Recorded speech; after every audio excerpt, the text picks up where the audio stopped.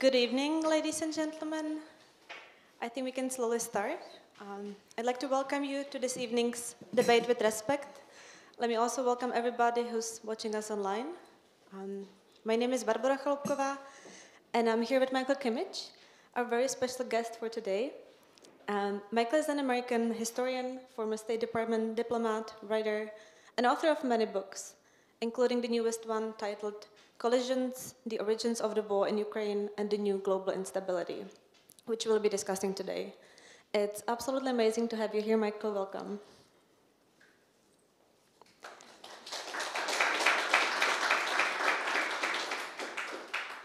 Quick note before we start, we will have time for questions from the audience, and we will address them at the end of the debate. Michael, I want to talk about as much as possible about your new book, of course, but as a way of introduction, I was thinking if you could talk a little bit about your travels with the book. You've been touring the US and Europe with Collisions in the past weeks, and I'd be interested in your observations, how the topic of the war in Ukraine is perceived in different Western countries and in the US. What are the differences? Well, first of all, thank you so much, Barbara, for the invitation to come back to the Václav Havel Library for another debate with Respekt. It's so nice to be up on the podium again with you, and although I can't read the magazine Respekt, I can have great respect for it from the people I know who are in its ambiance, and it's a pleasure and a privilege to be among you this evening. So I can say two things about the book tour so far.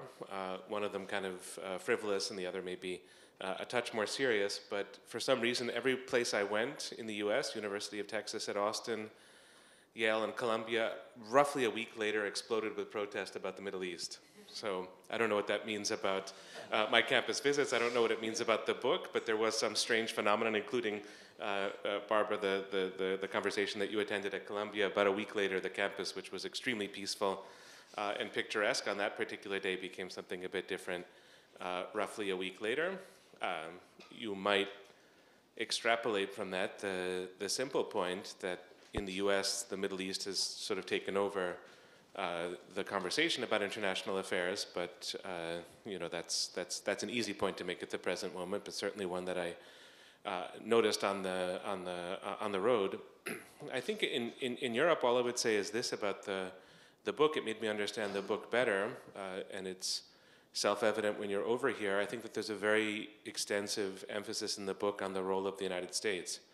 And I think that's not taken for granted here. It's not that Europeans don't recognize the role that the US has played either in the war or the lead up to the war, but having spent time, you know, talking about the book in Germany, maybe unsurprisingly, Germany is somehow at the center of the story there.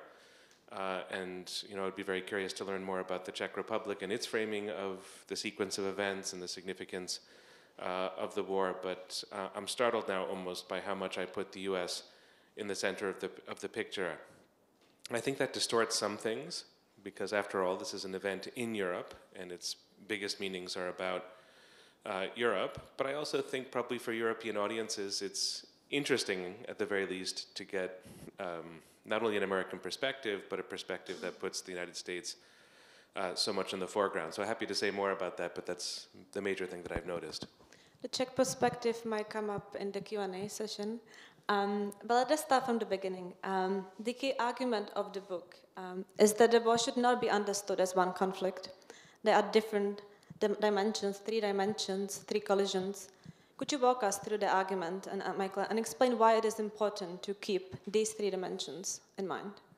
Certainly, and so it is very important that the title is a noun that's in the plural, that it's not a collision, but collisions, and as if it weren't complicated enough already, I think there are probably many more than three collisions that are at work, some of which take us to the Middle East, you know, which I've already mentioned, and that's, to me, an intriguing aspect of the current war, that the collisions are transatlantic and the collisions are European, but also global in nature. But to concentrate only on three, which is, of course, a lot, there are three axes of conflict, I think, that run directly through the current war in Ukraine. Most obviously is Russia-Ukraine. These are the two major armies that are fighting. These are the territorial issues that are of the essence with the war. And you could, with the observation of the historian Serhii Plokhy, who's written a book about the war, borrow his observation that for both Russia and for Ukraine, these are going to be state-building wars, that these are going to create new kinds of states, perhaps even new kinds of nations, obviously of a different kind, but that's the core of it. That's the heart and soul of this war. It's equally important, I think, though, to understand this as a Russia-Europe war or as a Russia-Europe collision. The story begins, I would say, not quite where the book begins, but the story begins with the association agreement offered to Ukraine by the European Union. This follows from a EU program in 2009, the Eastern Partnership Program, and that put the decision in the hands of the then president of Ukraine, Viktor Yanukovych, to figure out whether he was going to lean more toward Russia or lean more toward Europe. And he tried not to make a decision, and then in Vilnius in 2013, he decided to go with Russia, and that in turn sparked a revolution in Ukraine, which ended in Yanukovych's flight to Russia in the third week of February 2014, and then almost immediately after you get the annexation of Crimea and gradually the movement of Russian soldiers into eastern Ukraine. So there, Europe is fundamental, and there are a number of ways in which Europe remains fundamental to the conflict. One doesn't have to remind a Czech audience of how much European countries are doing to assist Ukraine militarily. That's one part of the story. Certainly for Ukraine, the European aspirations, the will to become a part of institutional Europe, is a paramount war aim. And without a question, this whole issue of Ukraine's place in Europe is very, very significant to Russia's war effort and to Russia's foreign policy aspirations with the war. So Europe is not less front and center than this Russia-Ukraine framing, but here's where the American perspective comes in. I think that the US is also a very important axis of conflict. Maybe not so much in 2014, 2015, 2013. Maybe it's then more of a European story, but in terms of military assistance, the US is at the top of the list. The Biden administration is juggling different foreign policy concerns, but Ukraine is very, very a very important agenda. I don't think less high than Israel-Palestine, but probably at the moment on par. And then if you look at the Kremlin's framing of the war, which may not be exactly how it's understood in the Kremlin, but the framing itself, what's apparent is that Ukraine is not a real country. It's not a significant country. It's not a proper state. Europe itself is not a geopolitical actor. In a way, Ukraine is a shell, and Europe is a shell, and behind these two shells is the United States. And so when the Kremlin describes the war as a war with the collective West, the US component of that is really important. So we need to try to understand these three axes. Very final thing I'll say is I think they're all quite different as conflicts. I think they all have different points of origin. They have different dynamics, and I think they will have different conclusions. They won't all end at the same time. I want to maybe start with the Europe-Russia collision, because as you said, I think that might be of the greatest interest to the audience here. Much of the arc the book charts is about the end of the idea that post-Cold War peace would be the norm, and it is about the slow realization that it may actually have been an exception to the norm, right? Why did it take us, most of us, something so brutal as the war in Ukraine to realize that? It's a very significant, very important question that demands as much analytical attention as we can give it. I can think of a few overlapping reasons. The first and probably most important is just wishful thinking, that there's the desire to envision a future that's better than the present, and there was so much, especially from 1989 to the early 1990s, to encourage not just wishful thinking, but a sincere and believable optimism. The Berlin Wall came down, the Soviet Empire unraveled more or less bloodlessly, a whole host of new nation states came into being. These nation states were extremely cooperative and formed a common European family, so I think it was possible to project that process out almost indefinitely, and that projection became a form of wishful thinking, which died very, very slowly. So that's one thing. The second thing I would say is that Russia's development, which is much debated among people who watch and pay attention to this country, to me, is not especially linear.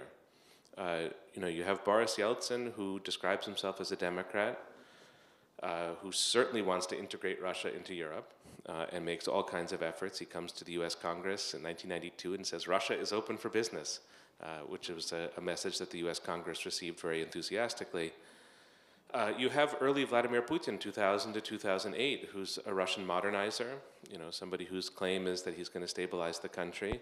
And he also speaks, or at times speaks, a language of integration, of Russia possibly joining NATO, all kinds of economic forms of cooperation. And then the most nonlinear episode of them all, Dimitri Medvedev from 2008 to 2012, who goes to Silicon Valley and opens a Twitter account, gets the nickname in Russia iPhonechick, little iPhone, because of his enthusiasm for technology and for globalization. And it's easy now to go back and say all of that was the unreal Russia and doesn't tell us anything and was a side story, a footnote. But I don't think that's true. And so a lot of policymakers made all kinds of judgments and inferences on the idea that Russia would eventually, or was gradually integrating into Europe and into the West. So that's, an important factor as well. And then in a way, the inverse, the sort of final point that I'll make, the inverse of that second point is that I think it took policymakers and general publics, and there's a range of opinions here in the European domain, but it took them a long time to recognize how radical Vladimir Putin's foreign policy had become. There was the sense, I'll speak just for Washington in this regard and concentrate on a single word, that the State Department and the Obama administration, when Crimea was annexed and Russia installed itself militarily in eastern Ukraine, there was this term that was frequently used of an off-ramp. So the highway is going here toward peace, integration, cooperation. Russia has taken a wrong turn and needs to be given an off-ramp so it can come back onto that highway. It was a very narcissistic and foolish metaphor. And not only did it overestimate, in a sense, our powers of persuasion, but it underestimated the significance of the break between Russia and the West, already with the annexation of Crimea. And then we can move forward through a lot of familiar details, sort of Russian move into Syria in 2015, and just the kind of leader that Putin either always was or explicitly became, 2020, 2021, 2022. But in my view, the radicalism that would become obvious on the 24th of February 2022 when Putin invaded was hard to see. So you put those three things together, a kind of wishful thinking, different paths that Russia could have taken, and an inability to see how radical this figure was on the international stage, and you get, I think, that inability to recognize or to see what was coming. You were describing a sort of presentism bias, right, in the 90s, after Cold War, after the end of the Cold War, when things were actually going well and people expected them to keep going well. But from your perspective, and that's something you address in the book as well, there was very ahistorical, right? You write that Europe's history is in many ways a history of war, that no one ever was able to control the whole continent and keep peace on the continent. Is there anything perversely special about Europe in this sense? Or is it more the case that Europe forgot much about its history more than other parts of the world did? Maybe a few things to say about not Europe being perversely special, but simply special.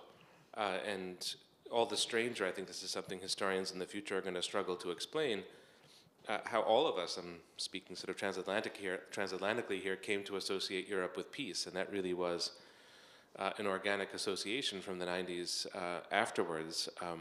One is just the recurrence of war in Europe historically.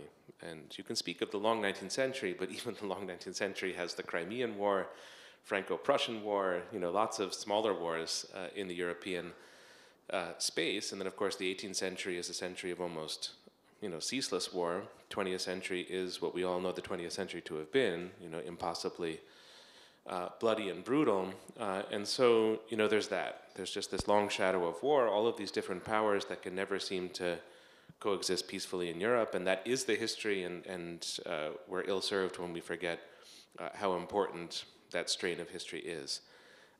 Secondly, the role of empire in European history. Of course, this city speaks in so many ways to that story with different empires, but there are so many cities in Central Europe that do, and I think it was a bit foolish on our part to say, well, empire is just over, it's past.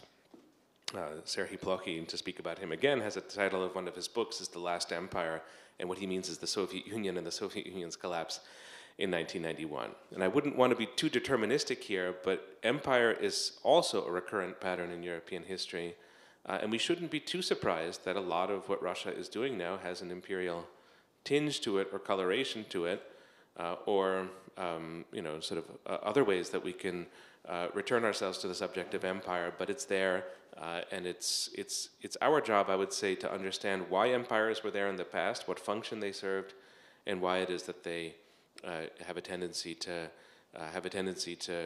reappear. Final point, and this is what matters to me, looking at the conflict from Washington's point of view. This is maybe a touch perverse, to go back to that word in your question, Barbara.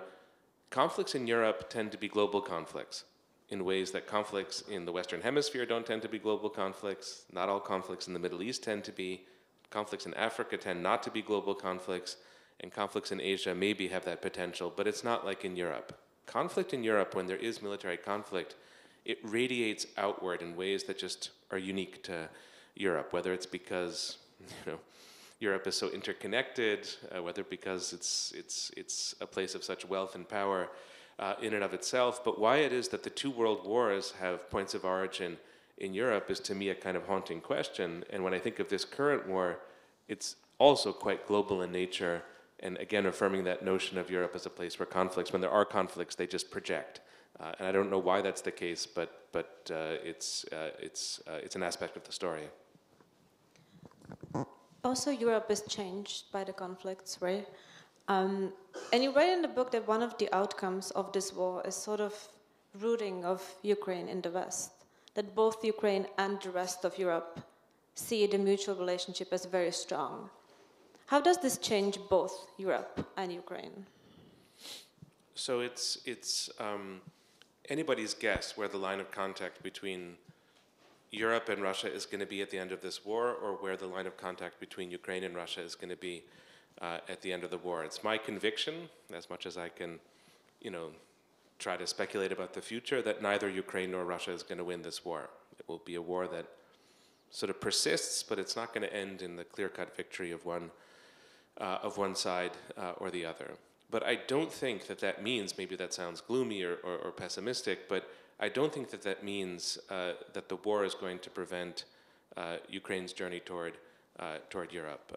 I think it's been too much internalized as one of the things that gives the war meaning in Ukraine. In some ways, the war itself has sort of changed the structure of the population and made it much more difficult for people in Ukraine to relate to Russia. And then there are all of the bonds that are forming of military relationships, political relationships, legal relationships, etc. So whether or not Ukraine is a member of the European Union, which I think is possible, and whether or not Ukraine is a member of NATO, which I think is unlikely for the foreseeable future, that trajectory is there. And, how much people in the West care about Ukraine is not an easy question to answer. I think a year ago when we were talking about this, it was a different level of commitment than we see at the present moment. But even if we take a somewhat cynical view of that, I think what Europeans have learned is just how significant Ukraine is to them. They may not care about Ukraine, but the conflicts in Ukraine care about them, and I think that's going to be an engine or a motor of connection between those two entities, Europe and Ukraine.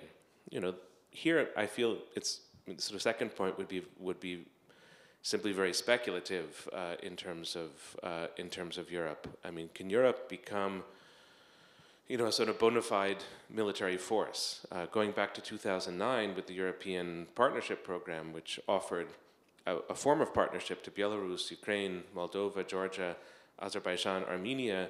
What was naive about that back then in 2009 is that it was an offer to these countries that had no security or military component.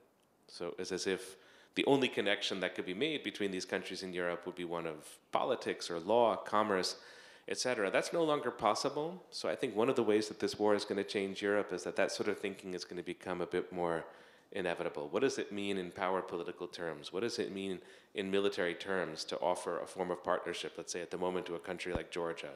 Does the EU's support for Georgia's, what would it be exactly, moving beyond the Georgian dream, is that something with a security component or without a security component? And I think Europe's going to be forced to think in new ways about that and to act in new ways. I don't see that as, in and of itself, negative. It's sort of, I guess, an education in the realities of the contemporary world, but it's painful nevertheless because of all the, all of the trade-offs that are going to have to be made between military spending and other kinds of spending. So it will, in that respect, certainly be a new Europe. I think you're right that for Ukraine to fulfill its sort of desire and dream to belong to the West, it doesn't necessarily have to do it only through either NATO or the EU membership. I think that's not a very common argument. Could you talk a little bit more about it, why you think that's not, in a way, necessary? Well, one of the things that the historical record shows us, especially with the United States perhaps, but also to a degree, to a great degree with Europe, is that when it comes to Ukraine, there's been a lot of over-promising and under-delivering. I think that those are the words I use verbatim in the book. So we go back to 2008, and you have the NATO summit in Bucharest in 2008, in the spring of 2008, and George W. Bush was very enthusiastic about Ukraine and Georgia joining NATO, was willing to give them a membership action plan, so to pave the way for them to join the alliance. And that's shot down by Germany and other European countries, and then an election takes place, and the Obama administration has no interest whatsoever in doing something like that. It ended up being empty words, in the scheme of things, rather dangerous empty words. And there is that tendency, certainly, in the United States, and you see Secretary of State Anthony Blinken is dancing exactly on that line. His recent visit to Kiev, its membership is there, it's kind of around the corner, it's almost going to happen, when his boss, President Biden, has said that there's going to be no NATO membership for Ukraine until the war is over. So if that's the position of the U.S., which I suspect it is, then better to say it and accept the consequences of that, and not stop the cooperation and security relationship with Ukraine because that's not immediately on the table, but to sort of build up in some gradual, incremental way. Under-promise and over-deliver. That would be such a good recipe for the United States in terms of its policy to many parts of the world, but certainly to this part of the world. And I think in Europe you get a lot of the same confusion for somewhat different reasons. EU membership depends on countries like Slovakia, Hungary, and others agreeing to Ukraine's being a member, so there's politics. But if that's the case, you also want to be careful about what you promise, and if you can't promise everything, then you think about the things that you can credibly promise, because the real danger in this is not that Washington looks less credible. I don't think that matters too much one way or another. The real promise is that you get a devastation of morale in Ukraine because of these promises and this feeling that it's 6 months away or it's a year away, and then it doesn't happen, and then it's perceived as lack of support. So it's in that spirit that I think language and reality have to be very, very closely connected. Isn't it too late, though, for it? I think Ukraine has been promised much. How do you think that impacts the morale? That's a question I find very difficult to answer. I think that there has been, since we are among journalists here, this is maybe a point to raise with this particular audience. Public opinion in Ukraine is a hard thing to get at. There's a very optimistic line that you get from officials. I mean, State Department officials who go and come back and say certain things.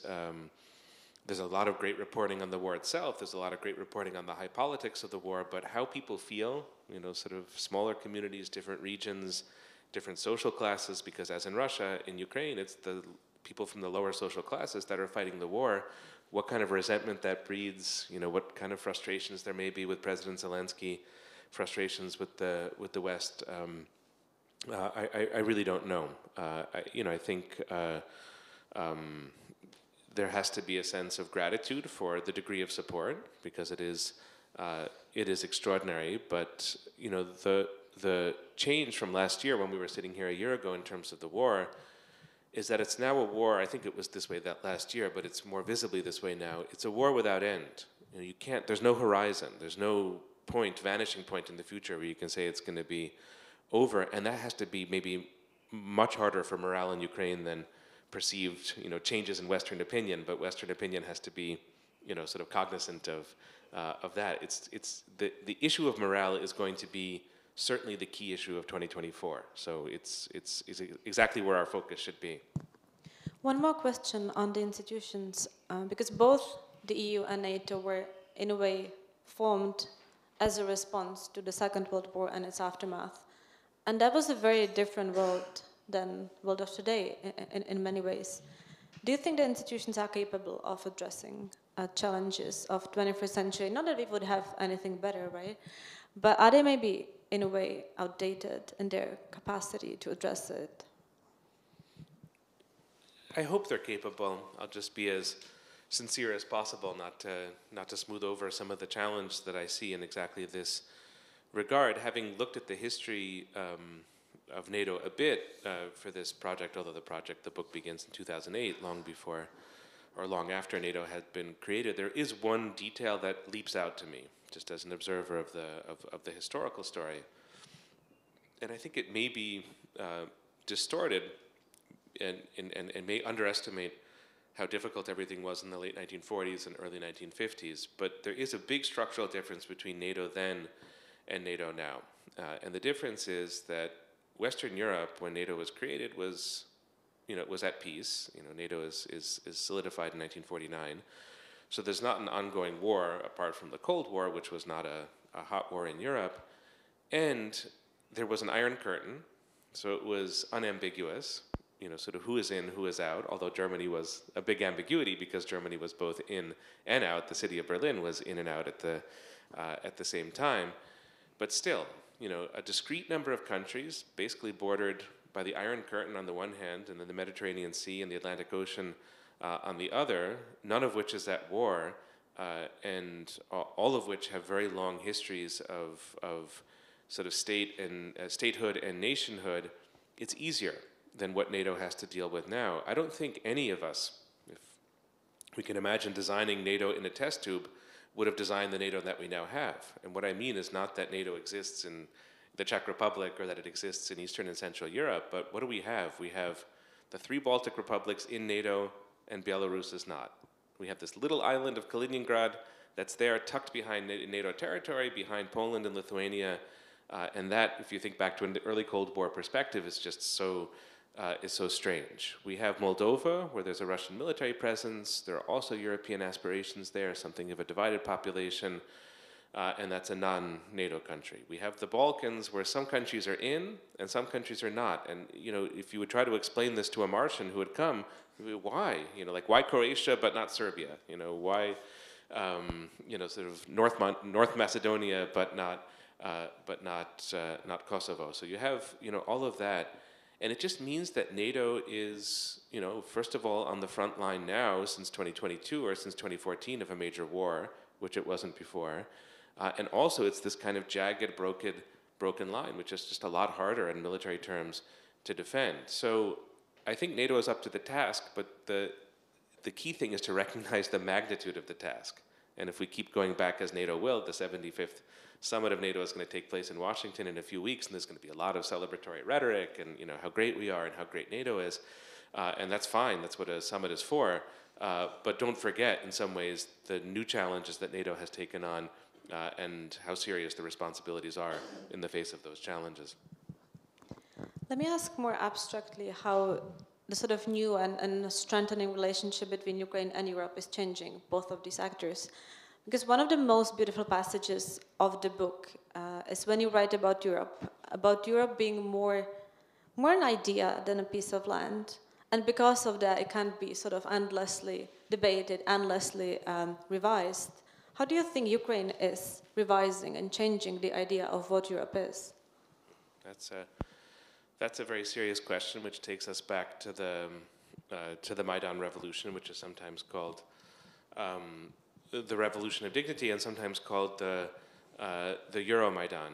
So to speak in the most romantic possible terms about the Maidan revolution, and one can speak in other terms about it, about the role of oligarchs and you know, some of the aspects of the Maidan that were less beautiful, but to speak in the most romantic possible terms about the Maidan revolution, and it's nice to make this point in the city of Prague when you think of what was happening here in November of 1989, but it reminds you, or reminded us, reminded Europeans perhaps, of what you could describe as aspirational Europe. That Europe is not a fortress, it's not the NATO alliance, or not only that, it's not a set of legal and commercial relationships only, but that there's a Europe of the heart. And that Europe contracts sometimes, and it expands at other times, precisely because Europe really is an idea. And in a way, you become European. I mean, there are qualifications to add, but you become European when you embrace that idea. Where does the word Europe come to us? It doesn't come to us from geography originally, it comes to us from Greek mythology.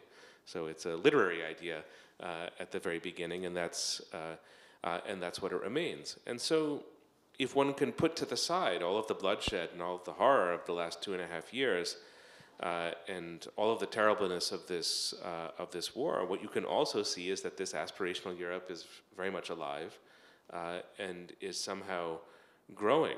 And I guess we could combine 2 points in one, that if the history of war is very common to Europe, but there's also this changing aspirational sort of Europe of the imagination, actually, historically speaking, those two things are often very much connected. I'm sometimes try to imagine what it would have been like to look at Europe as a European in 1942 and to see, you know, the darkest year perhaps in European history, the Holocaust, Second World War, all of this bloodshed and suffering, and yet there were people, Robert Schuman, Konrad Adenauer, and others, who were able to imagine, Jean Monnet, a Europe beyond that, a Europe after 1945 that would be a different Europe and a much more you know, sort of cooperative and integrated Europe, and that imagination is really crucial. Perhaps at the present moment, there's nothing we need more than that particular imagination, because people get so caught up in the headlines and bad news from here, bad news from there, but that imagination is probably the most essential thing at the present moment.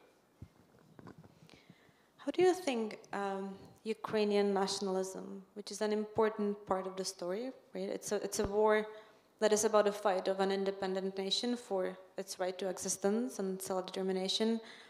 How does nationalism fit into Europe that has been built as post-national project in a way, and its institutional architecture, the EU and NATO, is post-national in principle? Well, it fits awkwardly because, if you can forgive me for saying so here, I mean, I think the paradigmatic European nation is Germany, or the paradigmatic European country is Germany. And what happens with Germany after 1945? It has to, you know, remake itself. It has to divest itself almost of nationalism, and Europe has to take on, or rather Germany has to take on Europeanness, which it does. I mean, there are, you know, limits to that story too, and that whole process gets deeply interwoven into the European Union, where the price of entry almost is to be a bit less of a nation and to be a bit more a part of this larger European project or this larger European entity. And that was all rather solid until 2014 or until 2022. And if you acknowledge that Ukraine is at the heart of Europe and you acknowledge that Ukraine is European, it's doing the opposite of what Germany did in 1945. It's going to become a European nation forged in the crucible of war. So that's simply a new departure and a very, you know, interesting thing to consider. If I could tack on one additional point there, the challenge in this regard, I think, is not whether Europe will accept Ukraine as a European nation. I think that will happen. The challenge is preserving democracy in the midst of war. And I'm just not sure about President Zelensky in this regard. I'm not entirely sure. I think he is a Democrat by nature. He's certainly not an authoritarian by nature, but, you know, you've had martial law in the country now for 2.5 years, which means no elections. You also have a president who comes from the media world. President Zelensky is not just a former comedian, but a former TV producer, and he's been pretty manipulative in the way that he's tried to control media in Ukraine. Now, exactly like Woodrow Wilson in the First World War in the United States, it's not the first country in wartime to shape and control public opinion or access to information, but that, I think, is a key question and at the same time that the war has to be in the foreground, that issue of preserving democracy can't be too far in the background, because if Ukraine deviates too far in that regard, the European path becomes that much longer and more difficult. It's a great ask of a country in a war, right? And I can see why European countries will be hesitant to do that. Let us talk about the US dimension of the book, because that's a very important part of your book. And the US involvement is what makes the war global, in a way, in a sense. And especially US involvement is what adds the potential nuclear dimension to the conflict. And the echoes of Cold War are very strong in this case. But Michael, you have argued that the situation is even more dangerous than during the Cold War. Could you elaborate on why? Sure. And there were two moments in the Cold War when things almost ended disastrously. The first is better known as the Cuban Missile Crisis. And the second is, I think, 1983 or 1984. The Able Archer exercise was a NATO exercise and was interpreted in the Soviet Union as possibly an act of war. And there was some movement toward a nuclear retaliation, and that was called off. So I wouldn't want to suggest that the Cold War was without its moments of nuclear risk or potential nuclear catastrophe. But there are a couple of things that separate us from even that difficult period, and they deserve to be underscored, not to induce a feeling of panic or helplessness, but just to realize where we are. So the kind of support that the US is giving to Ukraine is very different for the most part from the kind of support that the US gave to countries in the Cold War.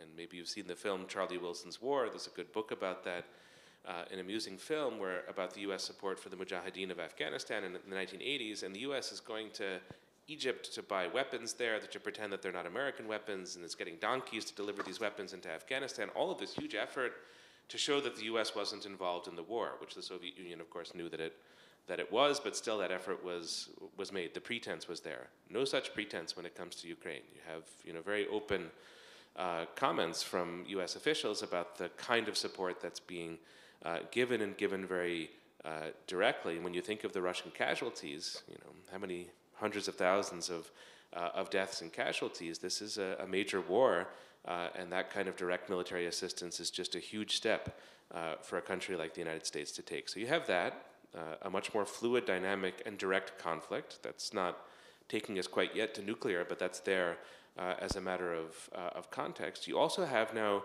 zero diplomacy between the United States and Russia, which is an oddity of the present moment if you would look at it from the vantage point of the Cold War. Because in the Cold War, I don't know why now, it's even more mysterious to me now, living in the present, but the US and the Soviet Union, for example, could fight each other in Vietnam, which they did, in a very brutal and bloody way, but at the same time they could do arms control, and they could have diplomacy and negotiation. That's all over with. Arms control itself is dead between the United States and Russia, and that's just a startling circumstance.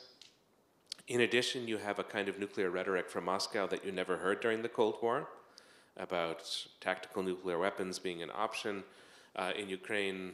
I don't think Russian political talk shows are great guides to Russian foreign policy. I think there's probably a lot of space there, so wouldn't want to respond too much to some of the statements that have been made about turning Europe or the United States into nuclear ash. But that's part of the discourse now, and that's not a Cold War story. And then finally, what makes it all, I think, even more frightening is just the role of misreading and accident. So you have Russian missiles flying into Romanian and Polish airspace. You have these episodes, and there are going to be many more of them in the months and years to come.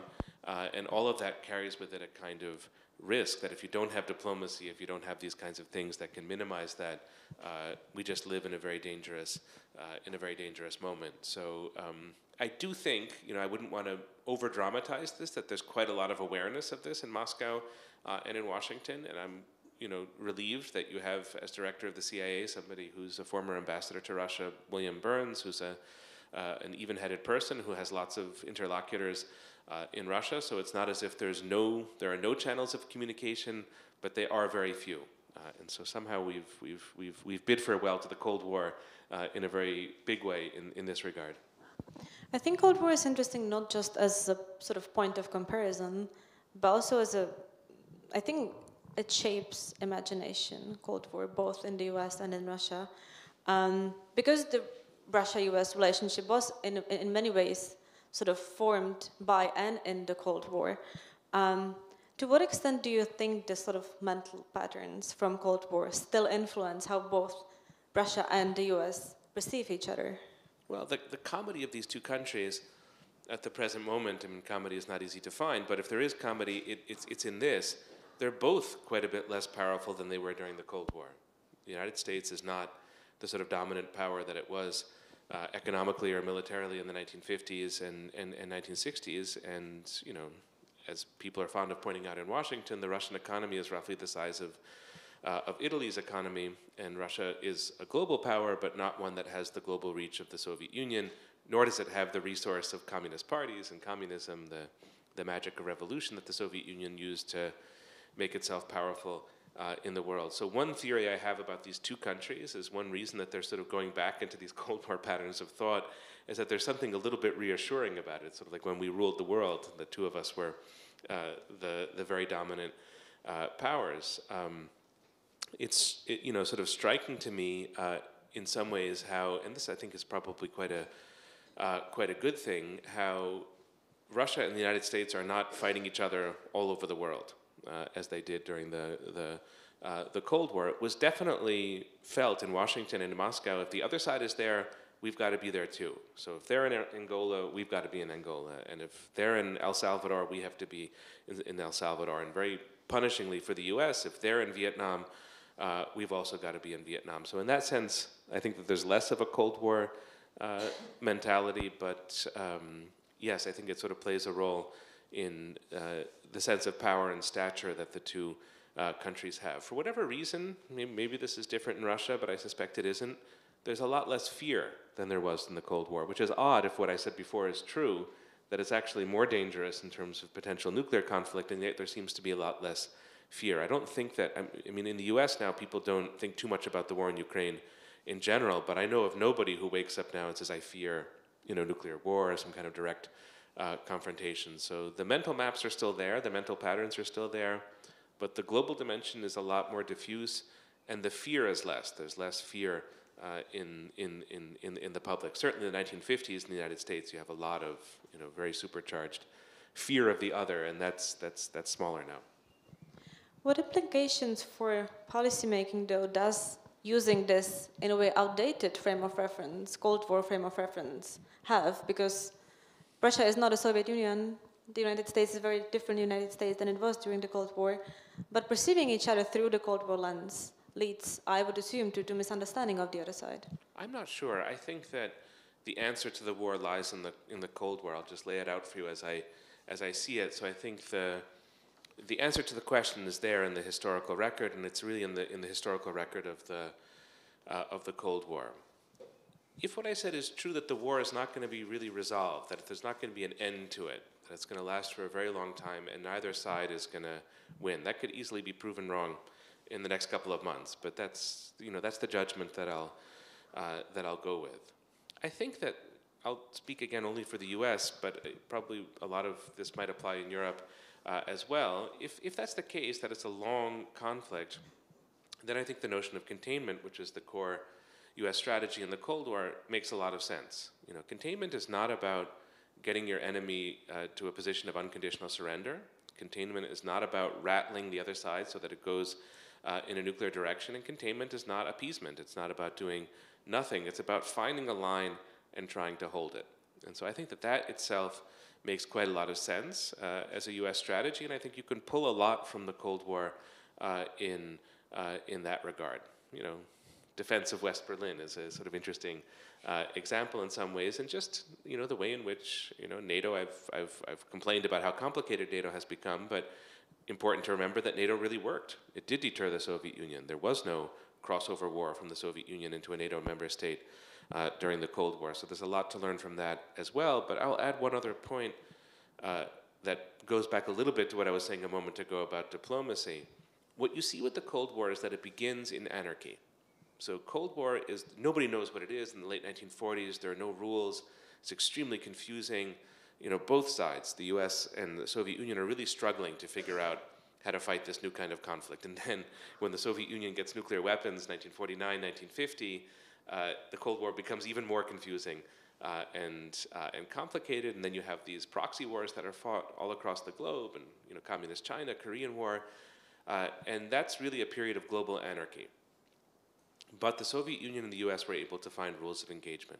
They could figure out ways that they could not eliminate the conflict between the two countries, but if they could find ways that they could manage that conflict. That's my deepest hope. That's my deepest source of optimism over the years. Rules of engagement will be found, and you can minimize the bloodshed, you can minimize the sort of hot elements of the war, not get rid of them, but make them smaller and make them less dangerous. And there I think there's a role for diplomacy and, you know, sort of creative diplomacy at that. And all of the lessons, I think, are there in the Cold War. So I don't mind the Cold War mentality if it's not one of, you know, missionary zeal or panicked fear. I think strategically the Cold War is where we need to go, not to figure out the past, but to figure out the future. I think that's a good distinction. Collisions is in a way, at least that's how I read it, a courageous book in a sense, because it is a very early history. It's not sometimes even history at all. And you, as a historian, must have felt probably that it's a little bit out of your comfort zone. I was thinking, what kind of information did you wish you would have an access to that would allow you to make either different conclusions, stronger conclusions? If you could pick any sort of information, imagine it. Well, you know, I think that we who are in the teaching profession, we should really live for our students. And one of the best things that you can do for your students is give them something to argue against, and give something where they can do better than you did. And I think if that, in that respect, I'm very, very satisfied with the results of Collisions, because it's going to inspire, I think, whatever students might read it with that ambition, I think, to do a better job and to come up with better arguments and to tie loose ends together much more than I was able to do. So, you know, in that sense, I feel very much at home with what the book is able to accomplish. But in other respects, you couldn't be more right that there is almost no evidence for any of this, which is a problem if you're going to write history, because you usually write history on the basis of some kind of evidence. So we have a little bit on US decision making. That's not so opaque to me. I would say I have a feeling for that. You know, I do live in Washington. I get, you know, sort of inklings of what the decision makers thought and felt about this, but I don't have any documents and I have no real evidence. So that's, you know, really difficult. You know, Ukraine, in terms of its decision making, I'm not aware of good bodies of evidence there. You know, there's some journalism, but it's really hard. But this is what I would want, and I think we may never get. What I would want is real evidence about Putin's understanding of his country's foreign policy and his you know, understanding of strategy and his decision making. So one of the biggest questions when it comes to the war is, when did President Putin decide to wage this war? And I've heard arguments that it's a week before, and I've heard arguments that it goes back to 2000, if not even earlier, which I find absurd. But still, I mean, there are people who make the claim, or that it's in the DNA of all Russian people to wage this war. And so it's, you know, you find the answer to the question 600 years ago. You could take it back. You could take it back that far. But you know, whether it's far in the past or not far in the past, the point is we just don't know. We have no clue.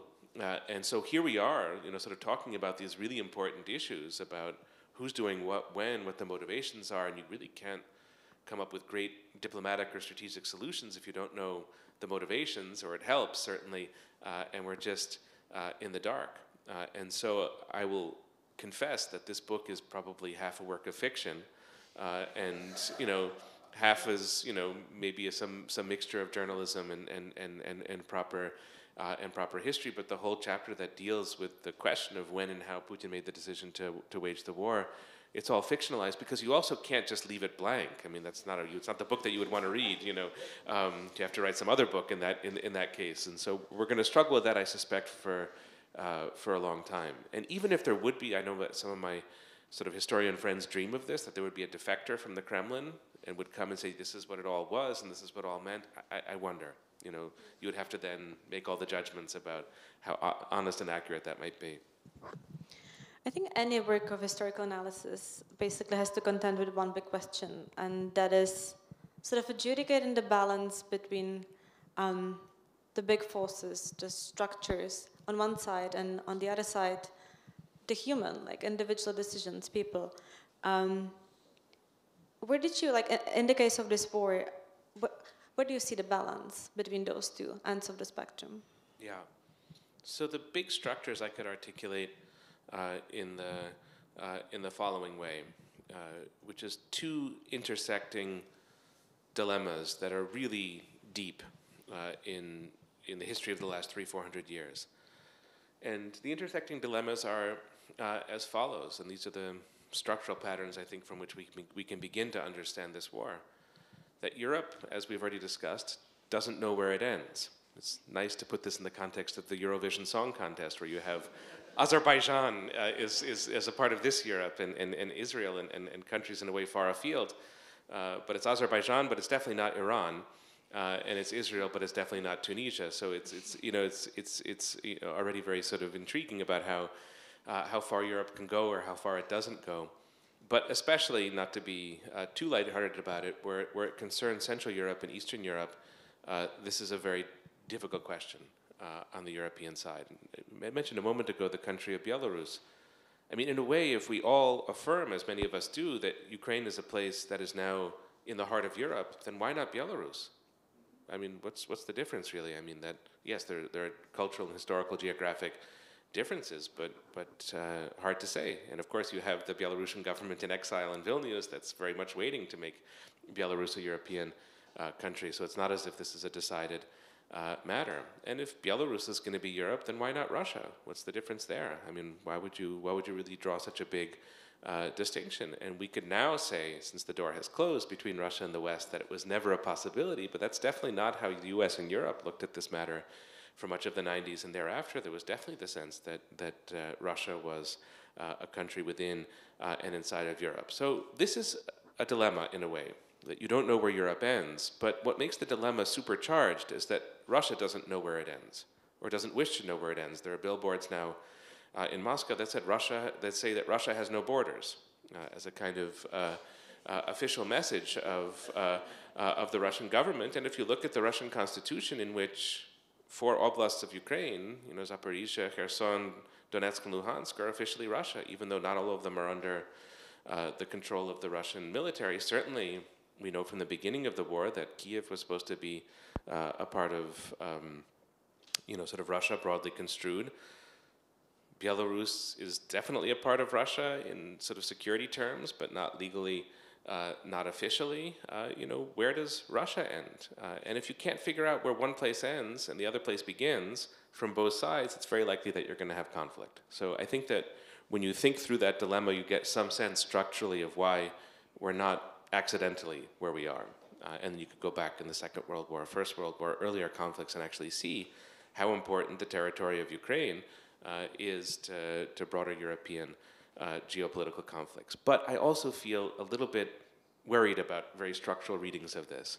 I would want to emphasize that there is a core accident at the heart of the current war, and it's almost, well, it is upsetting to think of this as a function of an accident because so many people are dying and this war is so terrible, but of course it's happened once before, and it's neatly symmetrical. It's 100 years before. You have the assassination of Archduke Ferdinand in June of 1914, a weird accident in, may the city of Sarajevo forgive me, but in a place that's sort of Europe's periphery, not the core of Europe, and yet this peripheral event, seemingly random event, sets in motion the First World War, which is this event of such enormous magnitude. And ever since, historians have been trying to find these structural explanations, but it always hits up against the assassination of Archduke Ferdinand. Well, 100 years later, we have the flight of Viktor Yanukovych from Ukraine.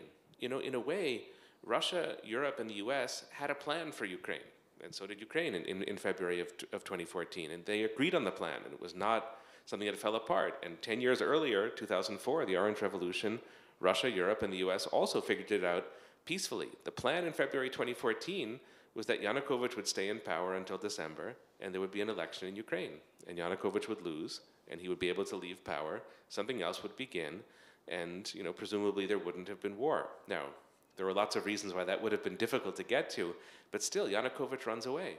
He flees.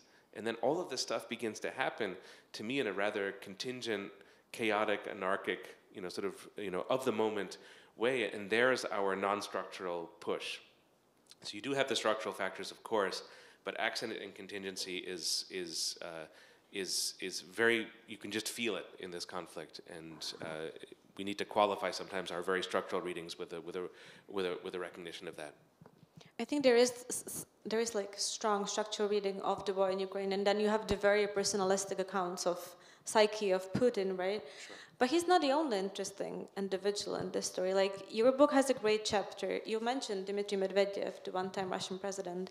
You describe really interestingly his relationship with Barack Obama. Both of these men are in a way out of picture right now, but they were at the origins of the war.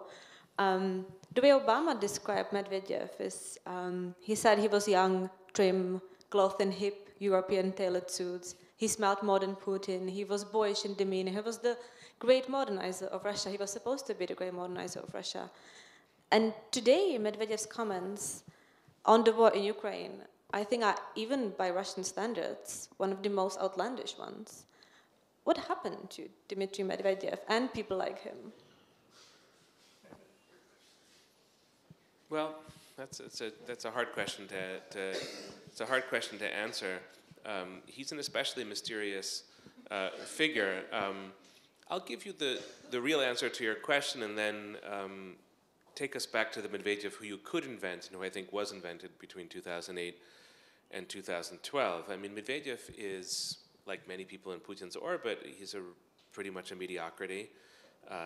He wouldn't have risen up by his own charisma or sort of rhetorical brilliance or deep intelligence. So he's very much dependent on the boss. He's a company man, and there was a brief moment where he disagreed with some of the things. He disagreed with President Putin, perhaps, or perhaps it was a game, but perhaps they disagreed about Libya and the NATO bombing of Libya in 2011. He certainly spoke a quite different language, but he knew who he was working for when he was the president. He was sort of called up by Putin, to be sure, and when Putin muscled him out of the picture and returned to power in 2011, 2012, it's not as if Medvedev mounted a mutiny as Prigozhin did last year, or went to the streets or tried to speak to people, or even complain about his predicament. He went along with everything as a good company man would, and so his perks, privileges, position, status within that system, it all depends on the relationship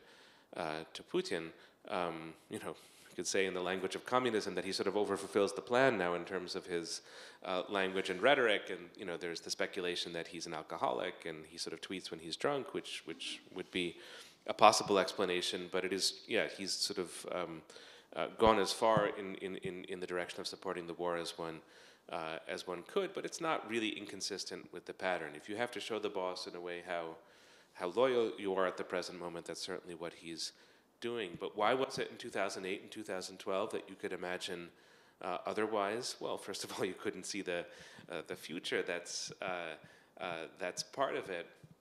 But I think he also spoke, speaking only for President Obama, a very seductive language. That he's like Putin, he's trained as a lawyer. In fact, they had the same law professor in St. Petersburg, but that was sort of seductive, that he speaks a language of bureaucracy and law. And he said, for American ears, a lot of the right things, as I quote in the book. When you have the Arab Spring, Medvedev says, 2011, well, when people get annoyed with their government, that's what they do, and that's good that they do that, which is obviously not the message of the Russian government, under Putin when it comes to similar such episodes of street protest and moving against the government. So you have that, and you had, I think this was maybe most seductive of all for the U.S., Medvedev's fascination with technology, and that his signature plan is to build the Silicon Valley outside of Moscow, which he tried to do, and he went to Silicon Valley and was really amazed by it. But I can just leave you with this image of those years and the relationship between Medvedev and Obama,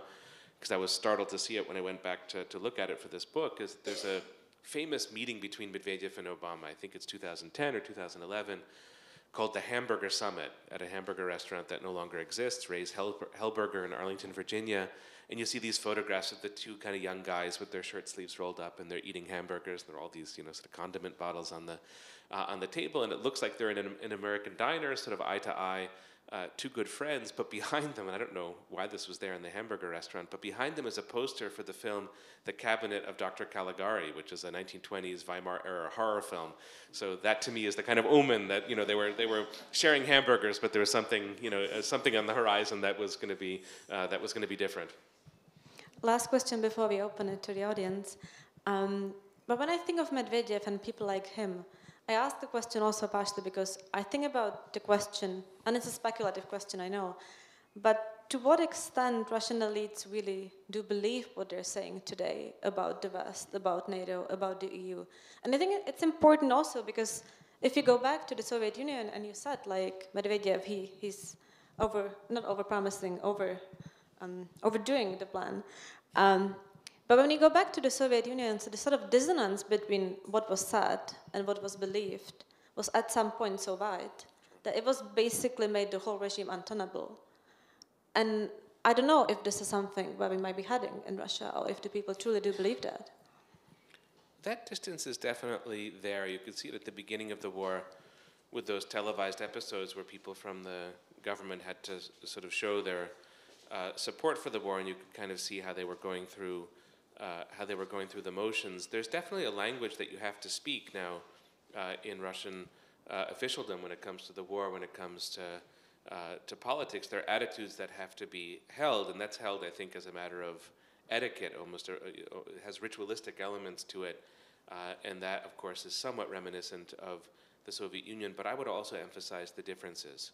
There's a big difference between an ideology like communism and this unbelievably strange thing that was the Soviet Union, these different republics, and the whole construct of it was in so many ways so unnatural. There's a huge difference between that and nationhood.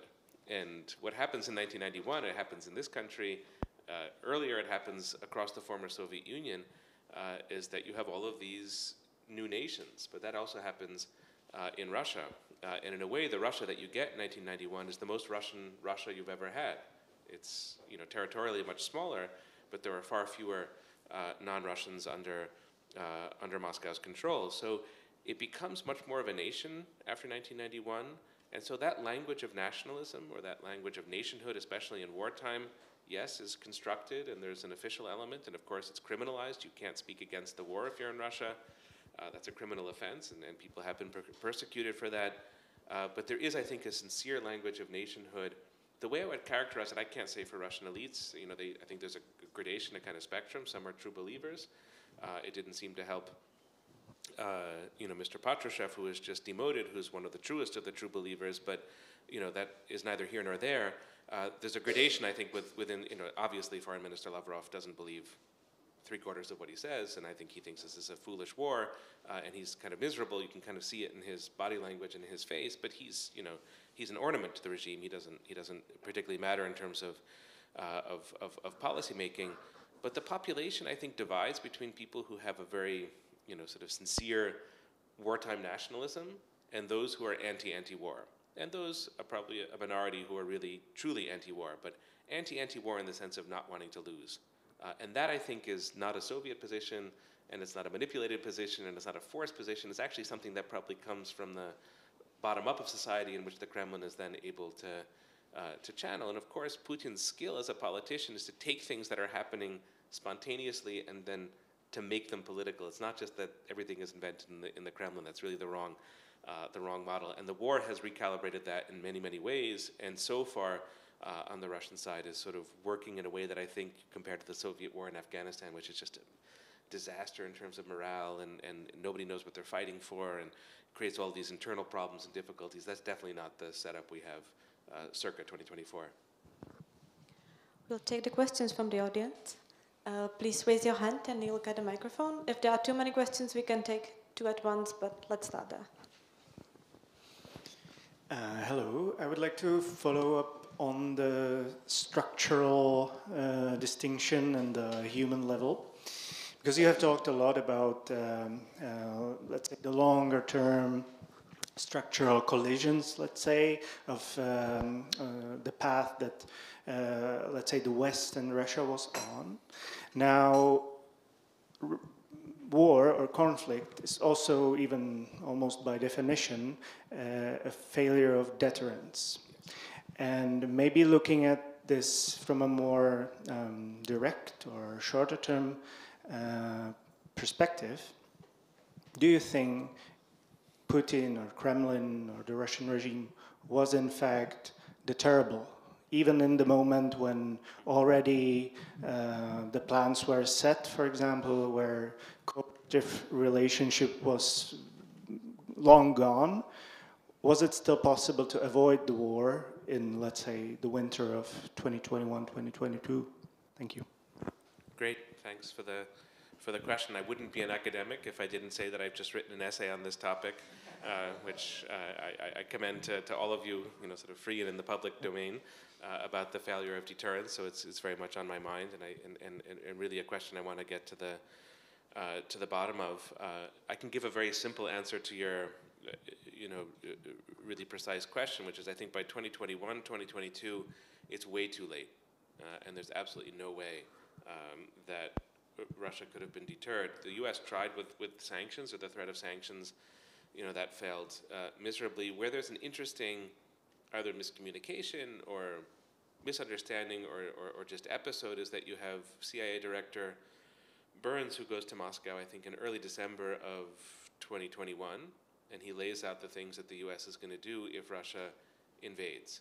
And I just wonder if they talked past each other. He didn't get to meet with Putin. He had to call him from a phone box and express that stuff by telephone.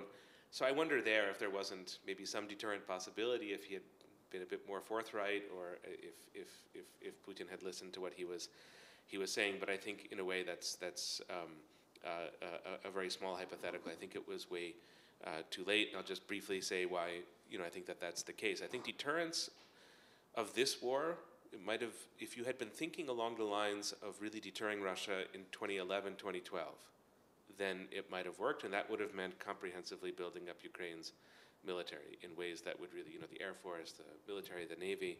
Had that been a 10-year project starting in 2012, I think, Ukraine and its supporters would have been in a very different place in 2011 or 2021, 2022. Why didn't that happen? Some of it we've been over before, some of the wishful thinking about Europe and European integration, that certainly plays a role. I find Western diplomacy toward Ukraine all the way up until 2022 just to be lazy. It's like, well, maybe it matters, maybe it doesn't, maybe it's this, maybe it's that, maybe we can say this, maybe we can really half mean it. And so that very laziness of not being precise, not being careful in language, not sort of threatening what was really threatening, I think itself contributed to a failure of deterrence. And I think also, when I said before about not seeing Putin's radicalism, that there's just an underestimation of Russia that's chronic until 2022. And that underestimation is that they're not going to do it. Doesn't make sense for them. So it's not even a thinkable event. And if it's not thinkable, then it's not deterrable. But also that if Russia does it, our sort of economic tools are going to be so strong that it's not going to work. And that didn't pan out. And also, if Russia does it, there's not going to be enough social cohesion in Russia for the war to work also. So sort of Russia will implode if it takes on an event of this magnitude. And all of that, I think all of those mindsets and attitudes which vanish on the morning of the invasion made deterrence so much more difficult. But the very final thing to say is that, of course, nobody in 2011, 2012 was thinking of deterring Russia and Ukraine. Maybe in Eastern Central Europe, that's a bit different. I don't want to confuse the U.S. with Europe in this regard, but certainly nobody in the U.S. was thinking of deterring Russia in those years, which is a big part of the explanation of why Russia was impossible to deter a decade later. I think it's interesting then the underestimation of Russia went hand in hand with overestimation of its military capabilities. But yeah, another question. Yeah, thank you. I'm just curious, I don't know if it's like of interest to anyone else, but you talked about, or like, Barbora, you asked the question about like what are the information that you'd like to have? So that led me to thinking, what are actually your sources when you're writing about Russia? Because I assume you don't go there, and like, who do you trust? What sources do you trust? Who do you trust? Who is maybe there? Who do you trust from the Western analysts, let's say, or do you trust, I don't know, Chinese analysts who have their own interest in the whole thing? So how do you work and maybe even try to predict things in an environment where that is basically so information poor? Yeah, I hope everybody's interested in the question, because it really seems crucial for policy making. How do we know what we know? And what judgments can we make? What conclusions can we draw? In terms of the people I happen to have been in touch with, I don't know if these are familiar names, people like Dimitri Medvedev and Fyodor Lukyanov. It's interesting to me that they were both wrong about the war. They were both convinced that it was not going to happen, and also convinced that it wasn't a good idea. Both of them sing a very different tune in the present moment. But that was their, sort of attitude and mindset before the war. So that made me realize, many others as well, that even foreign policy experts in Moscow, who are in the loop in some ways, when it came to this war, of course, the war was conducted at the beginning in a lot of secrecy. They were definitely not in the loop. I can say, I think, what you don't want to do in this regard, and this is to boil down too many of these questions to Vladimir Putin's psychology. And my least favorite method of this, and it crops up in so many sort of TV shows that I've seen about the subject, is the anecdote of Putin as a young boy being cornered by a rat in his Leningrad apartment, and from this the conclusion is drawn that when he's cornered he lashes out, and that's a kind of pop psychology that I think we all really want to avoid when it comes to making any kind of serious statement about intentions. I think the character of Putin certainly matters. I think his speeches and public statements also matter in some ways. If we go back to the summer of 2021 and his essay about Ukrainians and Russians being one people, that definitely set off a lot of alarm bells in the U.S. government, and that was a bit of a roadmap to what he was going to do. So that's you don't always know, because there are a lot of different statements, which ones are going to be the truly relevant ones. But sometimes what's right in front of your nose is something resembling the truth. So there's that, and I think you can also read the biography of Putin and try to understand his personality. He may not lash out when cornered, as the rat anecdote would have us believe, but he tends not to back down. I think that is true. He doesn't always respond immediately or quickly to things, but he doesn't, to my knowledge, back down much, and I think that's certainly a relevant data point. But I would play all of the Putin stuff against what could be described as Russian strategic culture. And this, speaking only for the United States, is something that I think we understand very, very poorly in the United States. Actually, the number of English language books on this topic is strangely small. And strategic culture comes from history, it comes from geography, it comes from state-society relationships. And I don't think in this sense, again, having made fun of the rat story, I'll make fun of another quote that drives me a bit crazy, is Churchill's "Russia is an enigma wrapped in a mystery, swaddled in fog and impossible to..." It's not. I mean, all countries have histories, and all countries have strategic cultures, and you can work on them, and it's not going to be predictive exactly of the future, but it can provide something of a map. So I think between Putinism and a careful study of Russian strategic culture is the best that we can do. But in terms of actual evidence, to go back to the very beginning part of your question, we never have it. So that's unfortunately just a precondition. Do we have other questions? Yes. Thank you for the great debate, and I have a question about what do you think about deterrence power of NATO and a possibility that Russia or Putin will try to test our unity somewhere, maybe Baltic states or somewhere else? So it's very common when NATO is not having a summit and not congratulating itself. It's very common, which NATO of course likes to do, but it's very common for NATO and for debates around NATO to be burdened by the language of crisis. And of course we're living in wartime, and there are lots of crises, and they're never ending. Georgia is in the midst of a crisis. Perhaps your neighbor Slovakia is in the midst of a crisis. At the present moment, there's the environmental crisis. There are all these crises, and it's fairly typical to begin a conversation about NATO with this sense of of crisis. So one thing I would want to say in response to your question is that NATO is very successful at what it does, and has always been very successful at what it does. In a way, NATO really understands what deterrence is. And there's, of course, the nuclear umbrella, which is an important part of it. There are much more practical efforts in terms of deterrence. There's Article 5, which we can debate. Is it as credible as it was before? Will it change with the US election? You can have those debates, but let's acknowledge first and foremost that the Article 5 commitment is real, and it's the backbone and it's the underpinning of an extremely successful defensive and deterrent alliance. Now, NATO's out-of-area operations, Afghanistan, Libya, that's a different story, but I don't think that that could really be characterized as deterrence. It was something else. So when it comes to deterrence, we do want to remind ourselves not only to think about crises, but to remember that NATO is brilliantly good at what it's doing. I do think that that point is acknowledged in Moscow in a way. Not wanting Ukraine to join NATO is a manner of paying respect to NATO, and that's one part of it. I also don't think that there's too much to be gained on the Russian side from a direct confrontation with NATO, and by that I mean if you have Kaliningrad, why would you need the port of Riga as well? Why do you need 2 Kaliningrads? Is that really necessary? Are the risks that would be involved in something like that, sort of worth the payoff? Are you going to antagonize Poland, which is not, China, but it's a country of 30 million with a pretty serious military that certainly would respond?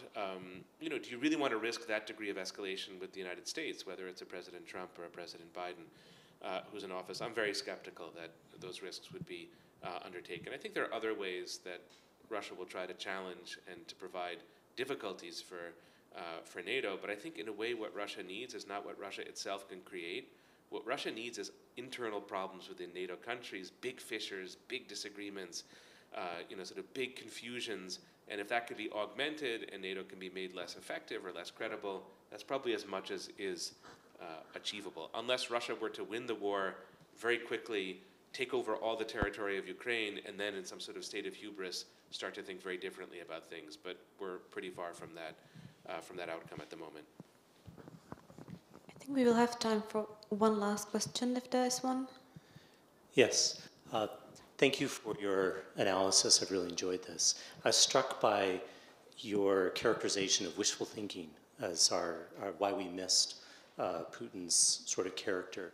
And I completely agree with that. I remember, the optimism that was built in the warm glow of the end of the Cold War. We all wanted things to be a certain way.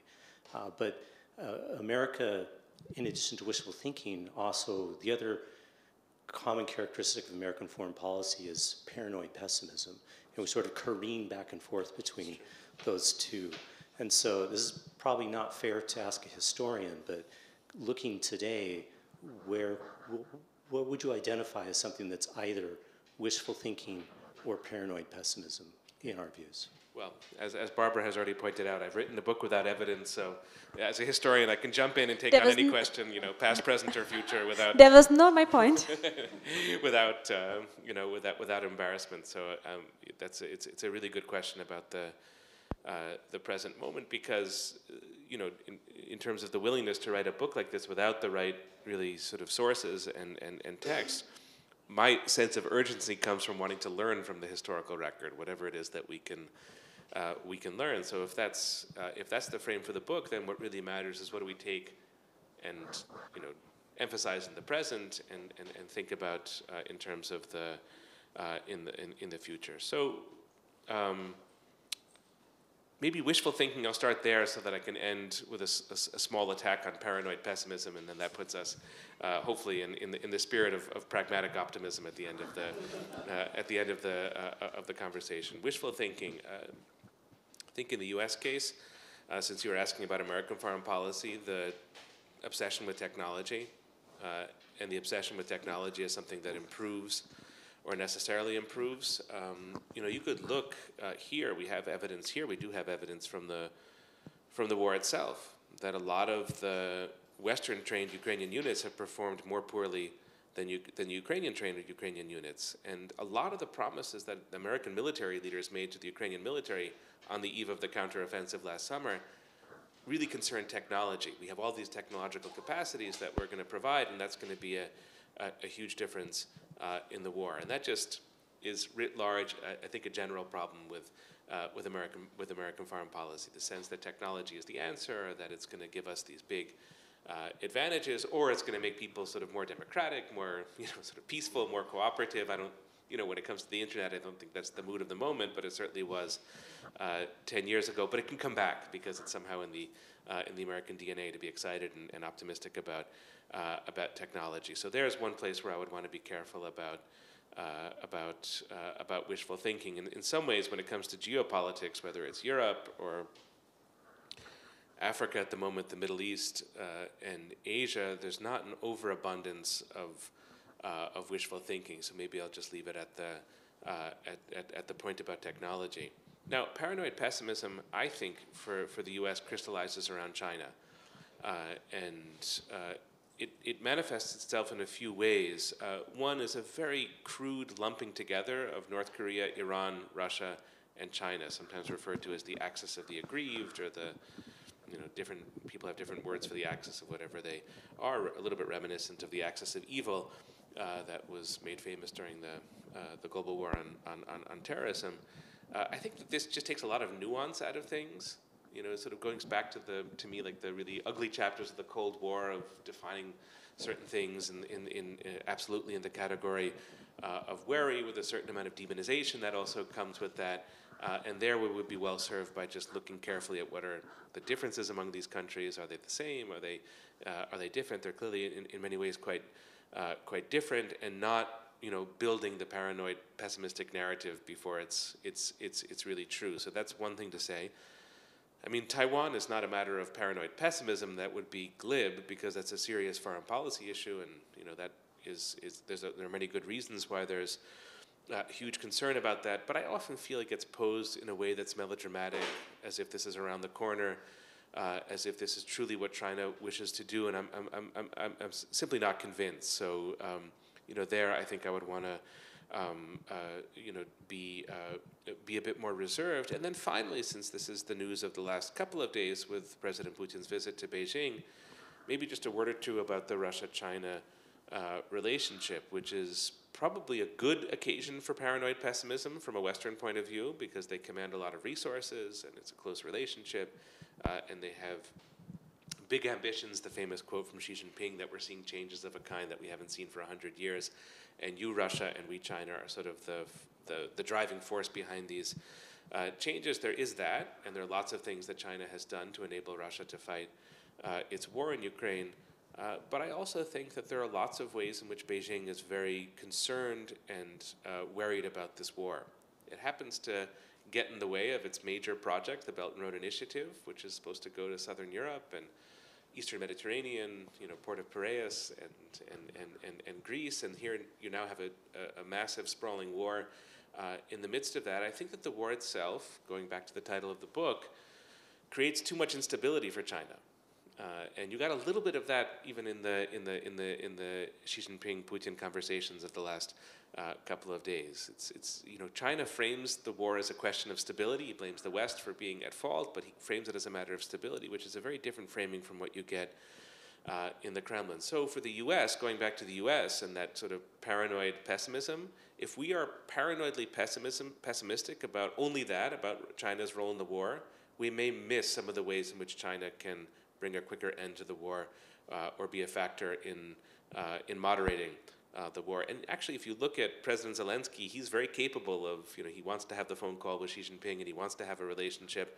The biggest trading partner of Ukraine before the war was not Germany, and it wasn't the US, it was China. I have no doubt when it comes to the reconstruction of Ukraine, China is probably going to be the first country in line. And so let's maybe think of ways to embrace that and turn it to the good, and not relitigate this kind of good and evil, black-white, Cold War mentality that only saw things in that manner. So let's conclude our evening by speaking out against paranoid pessimism. So let's conclude on the pragmatic optimism. Pragmatic optimism. Thank you all for coming. Thank you for your thoughtful questions. And most of all, let me thank you, Michael, for being here with us. Congratulations on the book. And it's been, as always, a real pleasure talking to you. Thank you. Barbara, thank you so much.